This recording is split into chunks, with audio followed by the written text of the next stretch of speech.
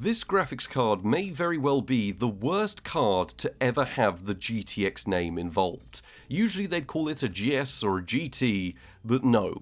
This DDR3 based display adapter is officially a game-ready GTX card sold to you by Nvidia. Now this here is a bit of an interesting card. I've also just noticed it's bent at the bottom. So yes, this is an interesting card, because this is probably the worst GTX card Nvidia ever made. This is almost like if you neutered a GTX 750 Ti and told OEMs, yes, you're allowed to use the GTX branding, and this is, it actually says it on the board, a GTX 745. Complete with a red PCB, keep in mind, despite the fact this is an Nvidia creation, a fully GTX branded card. As you can see, it does actually say GTX on the board.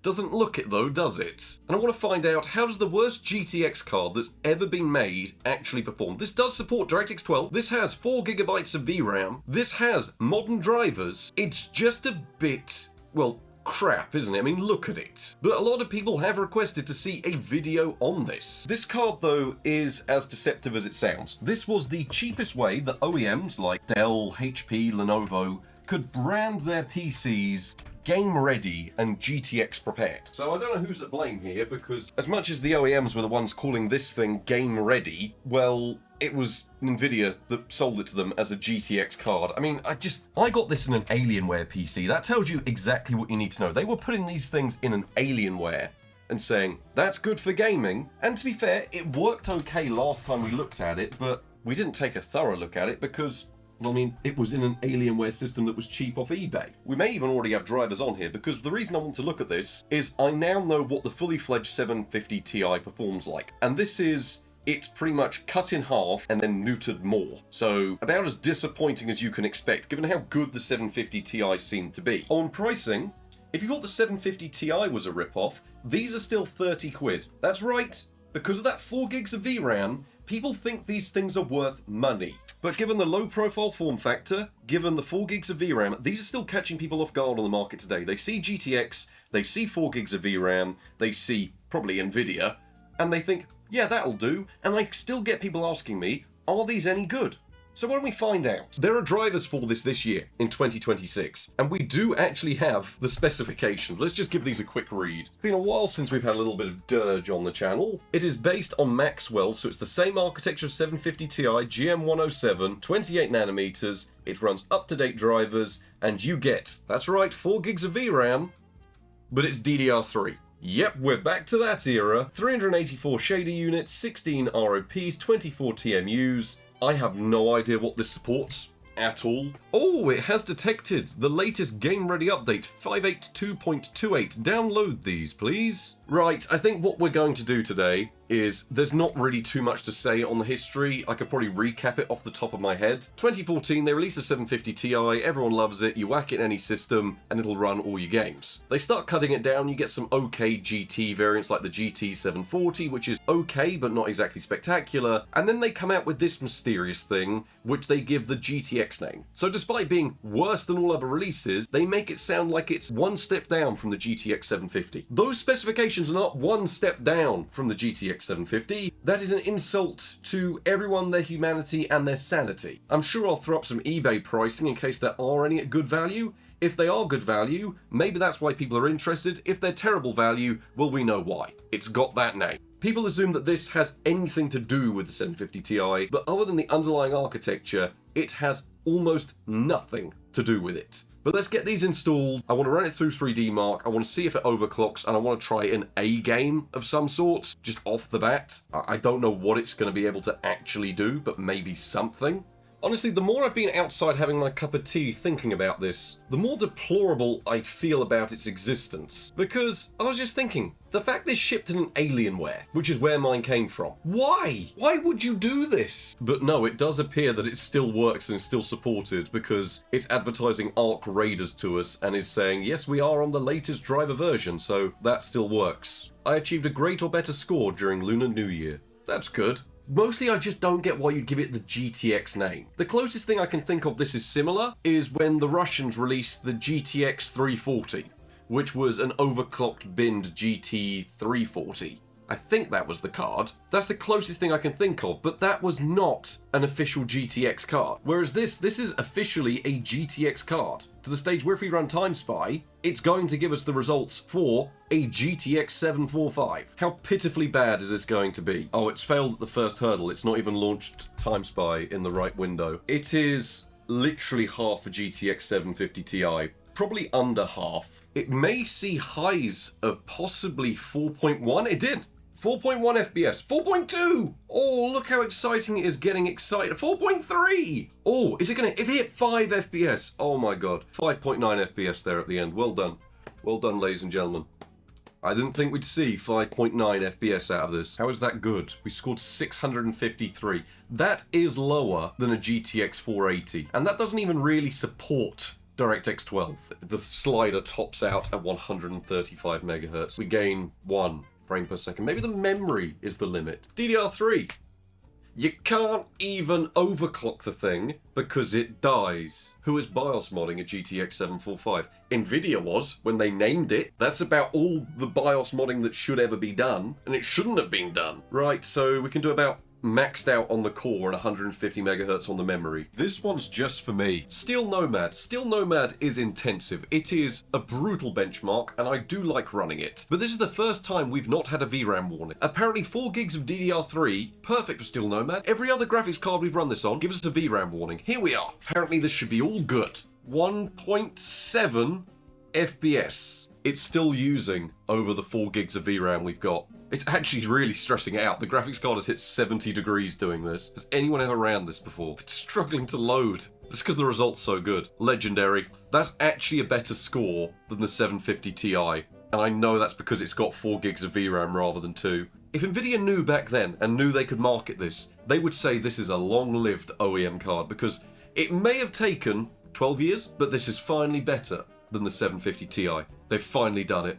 Can we try running a game? What is a new and intensive game? If the 750 Ti can just about manage this, I don't see why the clearly one step down 745 couldn't, because this will go fantastically, I'm sure. Well, we actually managed to get in game. It was so slow that it disconnected multiple times. I mean, it's not exactly a consistent 30 FPS, but it is better than I was expecting. This is without any FSR or anything. He is sliding across the screen, and I know it's not a network issue on my end, so unless there's server work going on. No, he's just spawning into various locations. Yep, he's just going all over the place. Foliage brings us down to the mid-20s, but it's controllable if we weren't gliding all over the world. There's less blobs going on than what there is on lower VRAM cards, so it's got enough VRAM to handle it for once, which is something I wasn't expecting. I don't want to be impressed by it, but as we already saw, that VRAM, despite being very slow, does come into its own a little bit. It survived the benchmarks, it survived overclocking, and it did make it into a modern game. So I suppose we try and benchmark it or something. Maybe it isn't a terrible idea. I think it is, but that was better than I was expecting. What is actually a turd. So what is the GeForce GTX 745? Well, it is sort of the worst iteration on the 750 Ti that they could have come out with, at least specifications wise, because everything else lines up, but you end up with more VRAM, you end up with double, but this time it's running very slow DDR3, which completely destroys any memory bandwidth of the card. You get 384 pixel shaders, 16 ROPs, 24 TMUs, and apparently has a 55 watt TDP. I'm sure I will test the power consumption in a little bit later on in the video. But yeah, I'll throw up the specification of the 750 Ti over to the other side of the screen, and you can compare amongst yourselves. As you can see, it's almost like they just lopped whatever didn't work off a 750 Ti die, and then just given it this. Which is not the worst thing in the world, but the problem is DDR3. You've got 4GB there, which was a heavy push from the manufacturers saying, look, 4GB of VRAM, you've got the GTX name, and it is in every way worse than the 750 Ti. I believe it's worse than the GT740, which they didn't even give the GTX name. Most of the egregion that comes from this card is the fact that it was sold as GTX ready. It is a GTX gaming card. It is a GTX card for playing games on. But it's these specifications. So yes, you get what I mean. It's like a 750 Ti, but lopped down completely. Not that I want to focus too much on technical aspects of a GTX 745, but given we will very likely never cover this again, is it worth overclocking one of these? Well, yes, it's free performance, and you can't really do all too much with them. You've got DDR3 that doesn't budge much, and core clocks that are incredibly limited on the stock BIOS. Overall, we saw a Firestrike increase of around 300 points from 2,232 up to 2,529, and in Time Spy we saw an increase of just under 100 points, which is about to be expected because, I mean, let's be honest, this card is nothing really to write home about. When you actually go ahead and run this through a progression of 3D Mark tests though, we can see the gradual decline from being, I want to say, pretty bad on its own release in Firestrike, but certainly not the worst score I've ever seen, struggling with DirectX 12 tests, and actually scoring a somewhat unexpected 160 points in Steel Nomad, which is around double what we saw on a 750 Ti. Talking about the 750 Ti, as this is its main competition both on the used market today and in terms of what it was cut down from, you do see that it is around exactly half the performance in Firestrike, in Time Spy, in Steel Nomad Lite, and then mysteriously double the performance in normal Steel Nomad. The only reason for this, I think, is because it hits the bottleneck of memory later than it does on a 2GB 750 Ti. Keep in mind that China is producing 4GB versions and apparently some rare 8GB versions of the 750 Ti that I do aim to get a hold of, which would likely resolve this weird error. So yes, you should overclock, but it doesn't change the fact that out-of-the-box performance, even when overclocked, is around half that of a 750 Ti. Despite being blown away by the performance of the fully fledged 750 Ti at the start of the week, well, we already have a rough idea what to expect, half the performance. But still, this is the Maxwell architecture, which, as we've seen, has aged far better than it seems to have any right to. So, it's got me wondering, just how is this little display adapter going to do? I think all of us can agree, the marketing, the branding, the fact these were whacked in OEM systems as GTX ready, game ready, when what you were getting is already half the performance of an entry-level card, is not exactly spectacular. But sometimes these benchmarks don't always translate exceptionally well into real-world gameplay. Sometimes there are some anomalies. So what I've gone ahead and done is I've gone through and done a nice benchmark suite. I've included some games that I thought were fair on the card and from its era, and then I've included some new and modern games because, at the end of the day, if people are still paying, someone paid 50 quid for one of these on eBay. If people are paying that kind of money, what kind of performance do they expect to get in the world of 2026? And the only way to find that out is with the benchmarks. Starting things off, we are giving the card at least a little bit of a chance because we're going in with something that should work great on all Maxwell cards with GTA 5 Legacy. It's a DirectX 11 title, it's well optimized, and let's be honest, this is exactly the type of thing you'd be aiming to play on your Alienware or your Lenovo Legion or your HP Omen, whatever kind of OEM system you bought that came with a 745 in it. And how were the results as we started?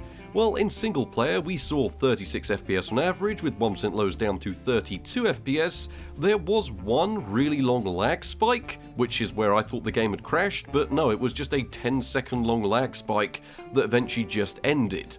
So honestly, with the settings we're running here, which is what the game defaulted to, high and very high in 900p, it's honestly not that bad, but does go on to show the strengths of the Maxwell architecture. Even when it's hampered down this far, it's dealing with the games of its era pretty much fine. In fact, even moving over into the world of online, which is very VRAM intensive, seeing our VRAM usage now just under the 4GB threshold we have available, and our average actually went up to 37 FPS, and our 1% lows stayed exactly the same over in the world of online.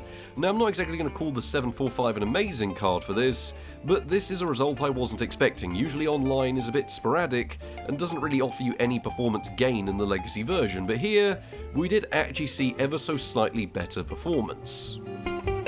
Moving things on to a slightly newer generation with the enhanced version of GTA 5 because, well, we are going to test both versions today because I doubt I'll ever be making another video on this card, and things were actually better than I was expecting.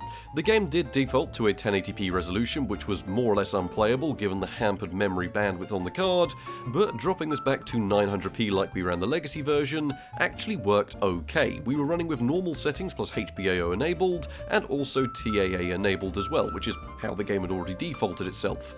We saw a very smooth 41 FPS on average, with 1% lows down to 36 FPS.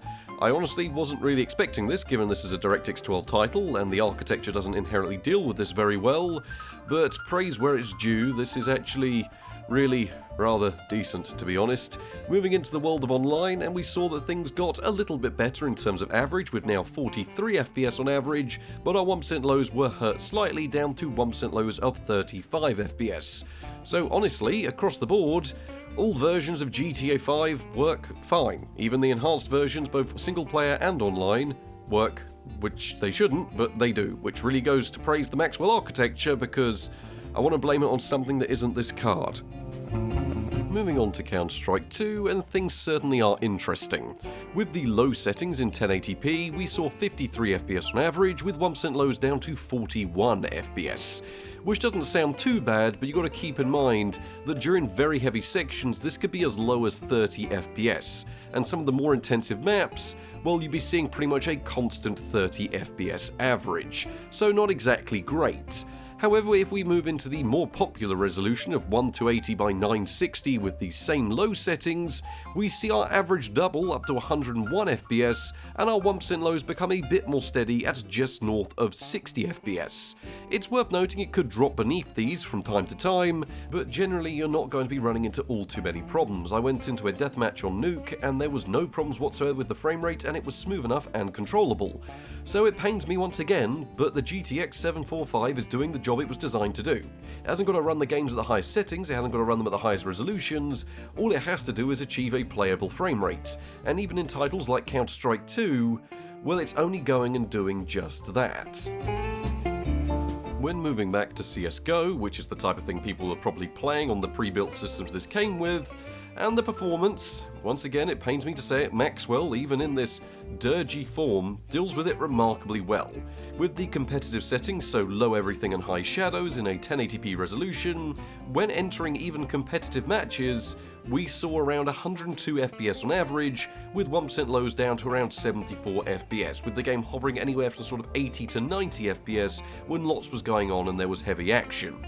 So yes, CSGO is remarkably well optimised for these older Maxwell cards, given that we can now play Counter-Strike in 1080p, but at the same time, and it just pains me to say, it deals with it really rather well. So yeah, Maxwell in the GTX 745, for a game of its era with Counter-Strike, it does deal with it remarkably well. BeamNG is a really good example of why this card struggles, because with the GTX 750 Ti we were able to manage slightly higher settings, and we were also able to manage a full 1080p resolution. Here though, given our very crippled memory bandwidth and half the cores we have available, you are looking at 720p with the low settings to be able to maintain a playable frame rate in some of the more intensive maps like the jungle. I don't doubt maps like the Hill would probably run with medium and higher settings, and probably in a higher resolution, but if you actually want to play this game on some of the more intensive maps, well, the GTX 745 begins to show its weakness. There's a lot of draw calls going on in this game even at its lower settings, and recent updates, despite being very well optimised, are more intensive than this game used to be. It's still an admirable showing, given that we are seeing 720p high definition and a playable frame rate, with settings that aren't the most hideous option available. So yeah, it does okay here, but really when you compare it against the full die from the 750 Ti, well, then that's where you realise that this card is not exactly all it's cracked up to be with that GTX name.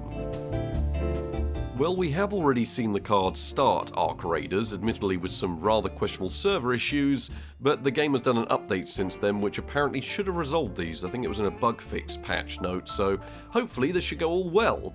Well, to keep the game above 30 FPS, because we were actually testing quite a simple situation and still seeing in the mid-20s, we had to run the game in 480p, which was then upscaled by FSR to 720p. So this was 720p with FSR on performance mode, which wasn't the worst looking end result. To be fair, I will give FSR credit here.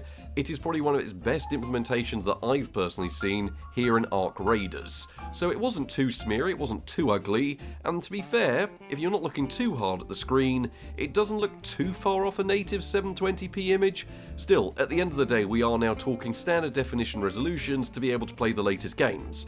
Fortunately, with 4GB of VRAM, even if it is incredibly slow DDR3, there's not a great deal of pop-in compared to an actual real GTX 750 Ti, which can of course play this a lot better, and does still need FSR to do so. But yeah, it is struggling, but fortunately that Maxwell architecture for some reason deals with FSR better than AMD's own graphics cards.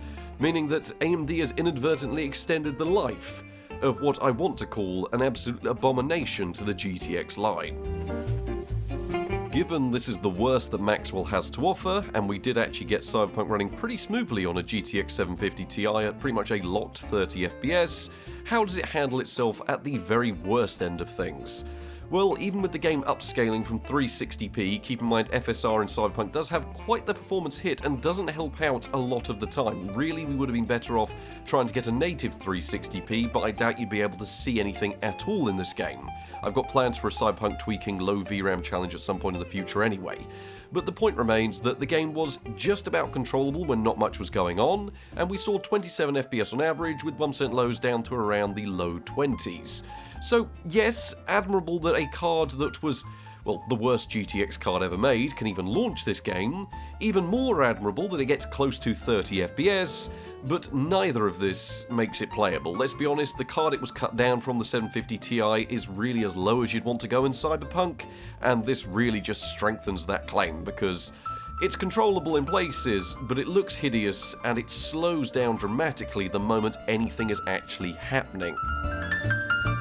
When it comes to Fortnite, which of course is a game you'd expect would work on even the lowest end of Maxwell, I was a little bit surprised because DirectX 11 Performance Mode with a 60 FPS cap in place and the lowest of settings did net us a playable frame rate eventually.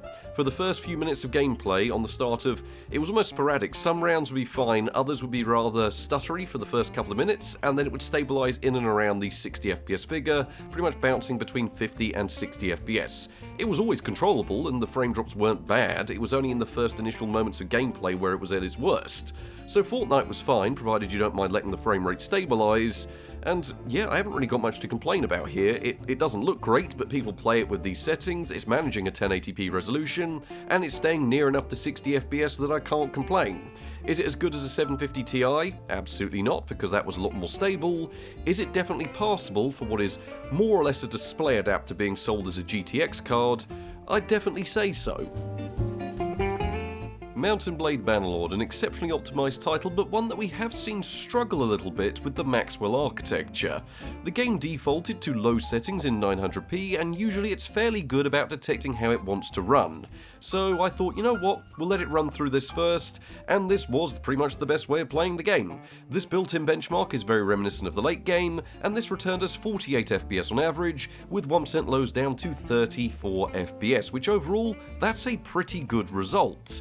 When you try and turn up the resolution or the settings, well, it all falls apart completely. As much as it seems like this card is doing amazing here, it really isn't, because if you move up to medium settings in even a lower resolution like 720p or 800 by 600, it just can't do it. You move up to 1080p with low settings, still can't do it. Mount & Blade's optimizations can only go so far when it's dealing with DDR3 and absolutely no memory bandwidth whatsoever.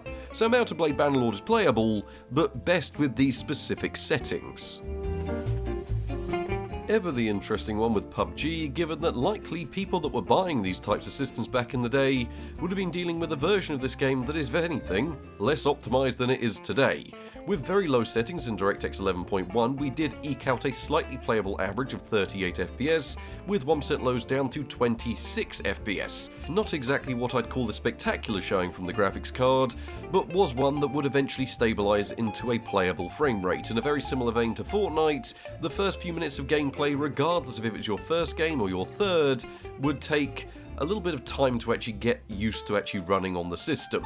I'd imagine this is due to poor memory bandwidth and it loading in the map every time you're bought into it, but you know what, if you give it a couple of minutes you will actually end up with a frame rate in and around 35 to 45 FPS, which isn't the worst thing in the world. So PUBG is playable. It's a lot worse than a full-fat 750 Ti, but you could just about get away with this. Moving on to a popular one here with Rust, and this is a game that, what I remember, has never really dealt well with these DDR3 OEM cards. And here, well, it becomes very apparent. We used the same settings that we used on a 750 Ti, which was low plus quarter textures, but we did have to drop the resolution down to 720p. And even then, our frame rate, well, it wasn't spectacular. Admittedly, this was done at night, so everything is being rendered in, it's just hidden by darkness, so you can't really see it very well, but generally when not much was going on you'd be hovering around the mid-30s, but the moment there was any degree of action, or you're in a jungle or forest or something like that, the frame rate would be hovering around the mid-20s. It was stable, but this is pretty much bang on how I remember Rust running on pretty much all of these low-end DDR3 based cards. It needs memory bandwidth, and you simply don't have any there. I mean, we're using nearly 4GB of VRAM with these settings, somehow, I don't know, but even then, it's 4GB of DDR3, and it's not doing all too well with them. I don't know whether the performance of this card has mellowed me in my opinion towards it, but I thought, you know what, why don't we give it something that it'll actually be good at? With Sims 4, which defaulted to the high settings in 1080p, I know it's not the most intensive game in the world, but it is one that has been updated over the years and has become more intensive than it used to be. So it ran fairly well. I mean, the game auto-generated me apparently Freddie Mercury. I just clicked randomize on the character and he was the first guy, so the Freddie Mercury Sims 4 benchmark ran perfectly fine. It always should on a graphics card like this, given that lots of people bought these systems. I mean, the one I got was an Alienware, but you know what I mean? It's one of those casual games for someone that's not exactly going out and building their own computer. They're gonna buy something like this off the shelf to play Sims 4. And you know what? It would have done the job back then pretty well, and it's doing the job today pretty well, so it pains me because I almost have mellowed to this graphics card a little bit, but it does do what it was designed for well. Fallout 4's anniversary update has really shifted the dynamic when it comes to benchmarking this game because, well, the game does now use more VRAM but does occasionally run far better than it should have any right to. And on the 750 Ti we saw that it now runs even better than it used to back in the day. Keep in mind the 750 Ti was pretty much the go-to card if you wanted to play this game on PC. But the GTX 745, well, it's running DDR3, Fallout 4's never really dealt with that very well, but given the higher VRAM requirements, even with low settings we were seeing well over 2GB, well, it worked best with a 40 FPS cap in place, otherwise the frame stuttering was just all over the place, it was almost like you couldn't control it. So Fallout 4 Anniversary is playable, it runs okay, but you need an external 40 FPS cap and low settings to do so I don't really have a reference to compare this to because I doubt anyone bothered to benchmark this bloody graphics card. Given the absolutely appalling memory bandwidth of this card, I didn't expect much going into Crysis Remastered, and it was very much like the old days of graphics card testing. Remember where the memory bus directly correlated to pretty much the resolution you could run? Well, it was kind of like that here. The game pretty much was unplayable at any higher resolution than 720p, but when you hit that golden 720p mark, suddenly you're getting 58 FPS with 1% lows down to 47 FPS, which was not just controllable, but very playable, so I will give it a degree of credit there. It does run Crysis Remastered and look pretty good as well. Yes, we are talking lower resolutions. Yes, the full-fat 750 Ti with all the cores and actually all the memory bus can manage this. But yeah, it can run Crysis Remastered, which I wasn't expecting from the worst GTX they ever made. It does sound like I'm mellowing to this card, doesn't it? And maybe it's just because I'm more ill by the time I finished the benchmarks than when I started them. Well, there is one takeaway from these benchmarks.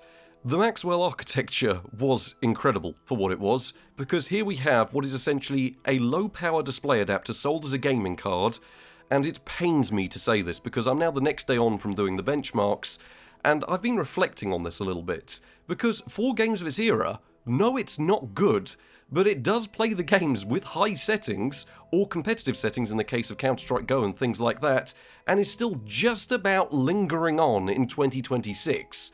Now, it's not exactly spectacular, and it has no right to be doing this well, but that goes on to show, as I was saying, the Maxwell architecture is doing remarkably well. It handles DirectX 11 fantastically, which means games like GTA 5 Legacy run well, CSGO run well, by extension even Counter-Strike 2 does run, but where you start to see issues is in the world of DirectX 12. Things like Cyberpunk, you've got no chance really. Arc Raiders, we eked out a slightly playable group of settings, but even then it wasn't spectacular. And then you've got to keep in mind that a lot of games aren't going to launch on this today. The modern Maxwell drivers do have a few problems. Red Dead Redemption 2 will lock up your entire system unless you roll them back. But yeah, it's a weird one, isn't it? Because for games of its era, it's not a good card, it should never have been sold as a gaming card, but for that year of its release, with titles like GTA 5, CSGO, PUBG, Rust, I mean, they don't run fantastically, but they do run well enough that I could say, you know what, this is playable. So, yes, you can do some gaming on a GTX 745, purely out of how good the architecture it's based on actually is. It is a lot easier to find this version of the card in a small form factor format than it is the 750 Ti, but then again, if you don't mind waiting on eBay for one of these, I'm sure one will eventually crop up. But given this very minuscule cooler, especially compared to the full 750 Ti we were looking at, which had some stupid dual fan Asus thing on it, how are thermals? Well, they do top out about where you'd expect, with 88 degrees in a Furmark stress test, around the low 70s while gaming, around the mid 50s while doing media work, and around 30 degrees when it's just idling. It is a very small fan and a very small heatsink, so almost impressive that it delivers okay enough thermals for what is a tiny cooler.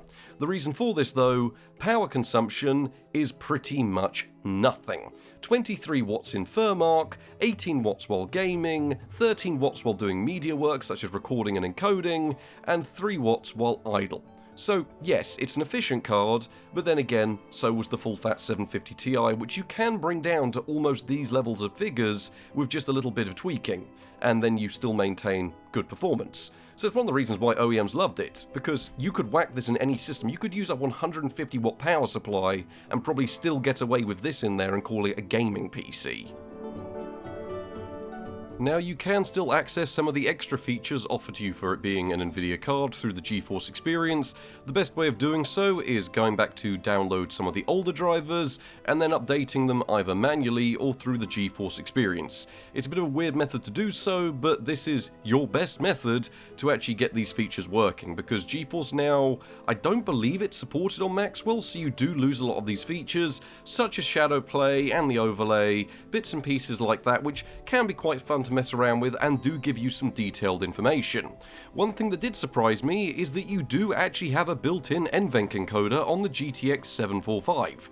I really didn't think you'd get one, but I guess because they've given it the GTX name, they have included one on here, which means you can offload any media work to your graphics card, despite the fact this thing is nothing more than a glorified display adapter from 12 years ago. It is a feature it does actually have, producing some somewhat okay results if you use the built-in recorder. It does actually still work through OBS as well. I believe this is the cutoff point, so this may very well be the worst graphics card you can use that is still compatible with modern media software. I suppose that's kind of what it was designed for, and it can still do that relatively well. Being based on the Maxwell architecture does actually mean you do get Windows XP drivers. Now honestly, I'm not really feeling up to setting up an entire Windows XP system, but just to give you an idea of some performance you could get, I decided to run a few legacy games here on Windows 11. I'd imagine your performance on Windows XP would be better, if anything else, unless of course you were CPU limited, but all you need to know is, for all your retro gaming, and I'm not exactly recommending to go out and buy a GTX 745 if you want to do some retro gaming, it does work remarkably well. Things like Halo Combat Evolved, you'll have to forgive the missing particle effects and a few issues. It does have that here on Windows 11 with certain Nvidia cards, so it does look a bit stupid in gameplay, but with the highest settings in 1080p, we were seeing anywhere from 300 to 500 frames per second, so pretty much absolutely fine for early 2000s games. Moving up to mid 2000s games with things like Oblivion, we were running with the game maxed out completely, and during internal sections seeing a completely locked 60 FPS. So I'd imagine outside, given that we were only around 40% utilization here, you'd still see it remain at a capped 60 FPS experience if you were playing this on a classic Windows XP system, so it'll deal with things like Oblivion fine. A bit of an oddball choice was Star Wars Battlefront. I had this completely maxed out in 1080p with all of the extras turned on, and once again it worked completely fine with no problems whatsoever. So yeah, it is a pretty good retro card. Some honourable mentions, it works fine in Counter-Strike Source. I don't know why I decided to test Counter-Strike Source, but it works fine here. I was running the game with low and high settings, whatever it defaulted to at this point, and we were still seeing absolutely fine performance. So yep, for Counter-Strike 1.6, Counter-Strike Source, the card works absolutely fine. And then once again, another mid-2000s title with Fable The Lost Chapters, and it worked exactly as you'd expect it to. We were seeing well over 130 FPS a lot of the time with the maximum settings, with everything turned up to high in a 1080p resolution with a 32-bit color depth. These sections, they're not really really benchmarks because I wasn't recording figures. Is there any point it's running that well if you are desperate for figures? I've got the Nvidia overlay in the top left, which is a feature that does work provided you set it up properly. So yes, for retro gaming, can't really fault the card. But when you think people are paying 50 quid for this, there are better options if you wanted to play Fable The Lost Chapters or Counter-Strike Source.